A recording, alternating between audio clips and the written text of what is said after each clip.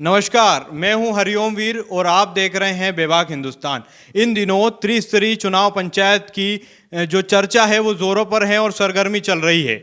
आज नामांकन वापस लेने की आज अंतिम तारीख थी, लेकिन जो अधिकृत पिछले चुनाव में जिन चेहरों को अधिकृत किया गया था और अब उन्हें जो है पार्टी ने चेहरे ही बदल दिए हैं। तो क्या कारण रहे? बद्रीलाल धाकड़ हमारे साथ मौजूद हैं। आइए हम इनसे चर्चा करते हैं कि आखिरकार वो क्या कारण रहे। पार्टी ने अधिकृत तौर पर इन्हें चुना था जिला पंचायत चुनाव के लिए और इस दरमियान चेहरा बदल दिया गया है। क्या कारण रहा है? जिला पंचायत चुनाव की सरगर्मी चल रही है, आज नामांकन वापस लिए गए, तो पूरे मध्य प्रदेश में ये हाल रहा। लेकिन जो नामांकन आप का भी वापस हुआ है उसमें, क्योंकि कहीं ना कहीं आपको पार्टी द्वारा अधिकृत नहीं किया गया, तो क्या कारण रहा कि आपको अधिकृत नहीं किया गया और चेहरा बदला गया है?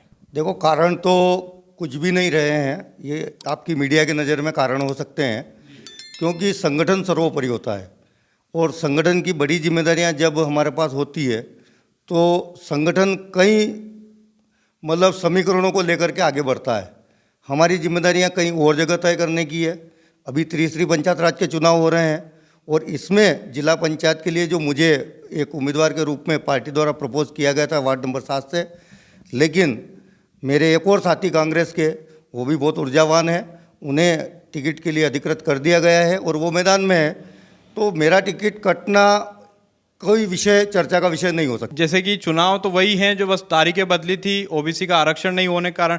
तो इतने से समय में ऐसा क्या कारण रहा कि जो चेहरा आपको अधिकृत किया गया था और अचानक से नाम बदल दिया गया है? देखो, चुनाव भले ही वही हो, सिर्फ तारीखें बदली है, इसमें कोई दिक्कत नहीं है, लेकिन आरक्षण तो चेंज हुआ है। क्योंकि पिछली बार जो आरक्षण था वो सामान्य महिला का था, अब इस बार सामान्य मुक्त आरक्षण हो गया 7 नंबर वार्ड का। इसमें अब सामान्य वर्ग के जो हमारे कांग्रेस के साथी थे, उन्होंने अपनी इच्छा जाहिर की कि मैं इस सीट पर चुनाव लड़ना चाहता हूं, क्योंकि आगे हमें ऐसा मौका नहीं मिलेगा।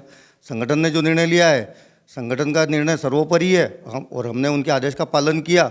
हमने आज फार्म उठा लिया है। अच्छा, तो आपको कहीं ना कहीं ऐसा लगता है कि आपका जो नामांकन या अधिकृत नहीं किया है आपको, तो आपके साथ कहीं ना कहीं गलत हुआ है? नहीं नहीं, हमारे साथ कहीं गलत नहीं किया है, क्योंकि संगठन जो भी कुछ कर रहा है, मैं तो बहुत बड़े स्थान पर आज मंदसौर जिले की राजनीति में काम कर रहा हूँ। हमारी पार्टी का हमेशा ये सिद्धांत रहा है कि छोटे से छोटे कार्यकर्ता के साथ भी हम कहीं अनदेखी नहीं होने देते हैं, क्योंकि हमारे ज़िले के जो अध्यक्ष जी हैं वो काफ़ी सूझबूझ से निर्णय लेते हैं और काफ़ी दूरदर्शिता रख कर के निर्णय लेते हैं, जिसके दूरगामी परिणाम आएंगे। आज भले ही इस चुनाव के दौरान ऐसा लगता है हमारे कार्यकर्ताओं को, आम पब्लिक को, कि बद्रीलाल धाकड़ के साथ कहीं अन्याय हुआ है, लेकिन मेरे साथ अन्याय नहीं हुआ है। क्योंकि यदि महल बनाना है तो झोंपड़ी गिराना पड़ती है। आज झोंपड़ी गिरती हुई दिख रही है, लेकिन कल का बनता हुआ महल किसी को नहीं दिख रहा है। मेरी जिम्मेदारियां बहुत अधिक बढ़ने वाली है।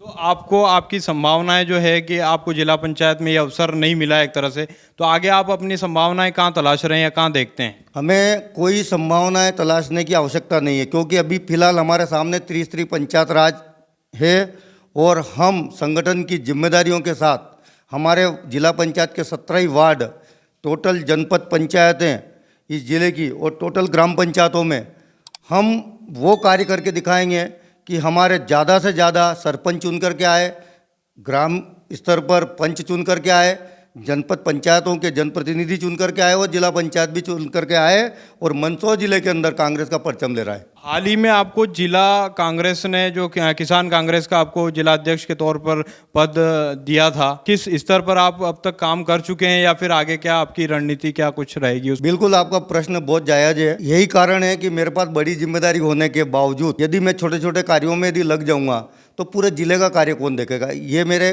को अभी चुनाव से अलग करने का मुख्य आधार भी यही है कि हम लोगों की जिम्मेदारी बनती है कि हम जिले के सारे उम्मीदवारों को जिता के लाएं। आपने एक प्रश्न पूछा है कि किसानों के प्रति क्या जिम्मेदारी है, तो हम लगातार किसानों के लिए, कांग्रेस ही एक ऐसा दल है जो किसानों के लिए सोचता है, और उसने अपनी सत्ता के समय में, आज़ादी के बाद अब तक लगातार किसानों के लिए कई योजनाएं और प्रोग्राम बना करके किसानों को विकास की गति दी है। और आज हमारा किसान जो विकसित है वो हमारी कांग्रेस की नीतियों के कारण ही है। लेकिन पिछले 10 सालों से ये स्थिति बनी हुई है कि देश की सरकारें कांग्रेस के लिए कोई प्रोग्राम नहीं बना रही है, न उनके लिए बजट है। और इनके मुद्दों पर हम लगातार संघर्ष करते रहे हैं और आगे भी करते रहेंगे। और जब तक हम किसानों को न्याय नहीं दिला देते तब तक हमारा संघर्ष जारी रहेगा।